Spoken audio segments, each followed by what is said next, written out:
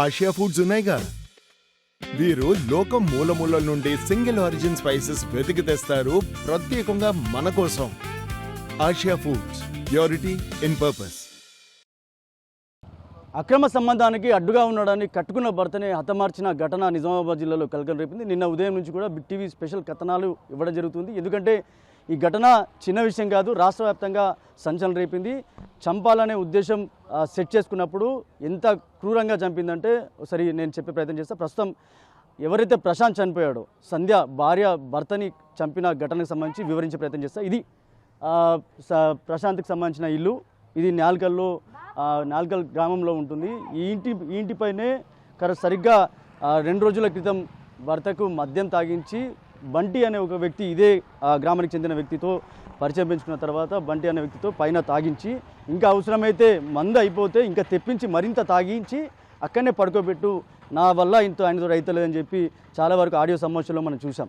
కానీ ఇట్లాంటి ఘటనకు సంబంధించి ఎప్పుడైతే చంపాలని మైండ్ సెట్ చేసుకున్న తర్వాత, మైండ్ సెట్ చేసే తర్వాత సీసీ కెమెరాలని ముందే కట్ చేయడం, సీసీ కెమెరాలు ఆఫ్ చేయడం, ఆ తర్వాత ఎలాగైతే భర్తను చంపాలనే ప్లానింగ్ చేసుకుందో భర్తను మట్టుపెట్టింది. దీంతో ఒక్కసారిగా జిల్లాలో కలకలం రేపింది.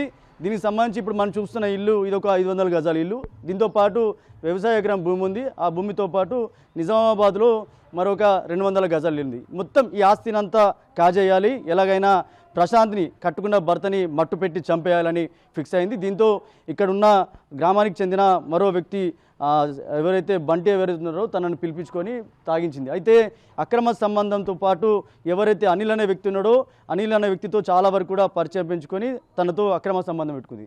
అయితే దుబాయ్ నుంచి వచ్చిన వ్యక్తి ప్రశాంత్కి ఈ విషయం తెలియకుండా, ఒకవేళ తెలిస్తే చాలా గొడవలు అవుతాయని ముందుగానే ప్లాన్ చేసుకుంది. ఏదైతే అక్రమ సంబంధం ముందుగా తెలియకుండా ఉండడానికే ప్లాన్ చేసుకున్న తర్వాత మట్టు పెట్టింది. ప్రస్తుతం విజువల్స్లో చూపించే ప్రయత్నం చేస్తున్నా. ఇదే బంగ్లాపై నుంచి ఇక్కడ ప్రశాంత్ తాగిన తర్వాత ఈ ప్రాంతంలోనే ప్రశాంత్ని హత్య చేసిన తర్వాత ఈ ప్రాంతంలోనే పైనుంచి ఇక్కడ పాడేయడం జరిగింది. ఇక్కడనే వాళ్ళ తల్లి ఉంది, ఇక్కడ సంబంధించిన బంధువులు ఉన్నారు.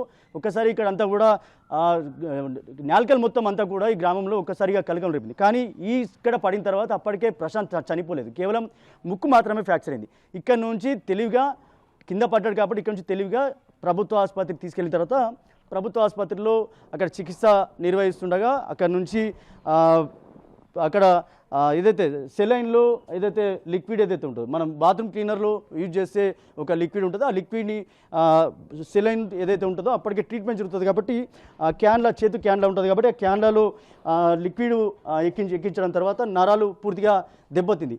ఈ ప్రాంతంలోనే ఇక్కడ నుంచి బంగ్లాపై నుంచే కింద పడిన తర్వాత పైనుంచి కిందికి వచ్చిన తర్వాత ఇక్కడ మద్యం తాగించిన తర్వాత కిందికి వచ్చి తీసుకెళ్లారు. ఇక్కడ నుంచి ఇప్పుడు మనం ఏదైతే చూపిస్తున్నాం ఏదైతే ఉందో ఇక్కడ నుంచే తీసుకురావడం జరిగింది. నిజంగా కూడా అత్యంత దారుణమైన పరిస్థితి.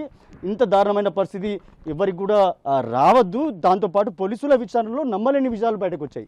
ఎందుకంటే ఆ రోజు రాత్రి నిన్న మనం చూసిన ఆడియో సంభాషణకు సంబంధించి ఏదైతే ఉందో ఆడియో సంభాషణలో జరిగిన ఇద్దరి మధ్య సంభాషణ ఏదైతే ఉందో సంభాషణ సంబంధించి ఇక్కడనే తాగించారు.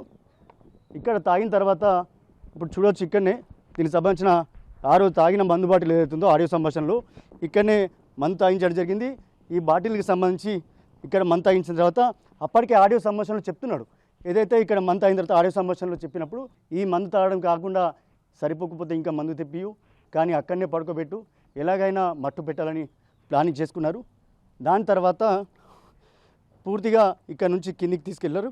ఇక్కడ నుంచి పైనుంచి ప్రశాంత్ కింద తోసేసిన తర్వాత అక్కడ నుంచి ప్రభుత్వ ఆసుపత్రి తీసుకెళ్ళడం, అక్కడ సెలైన్లో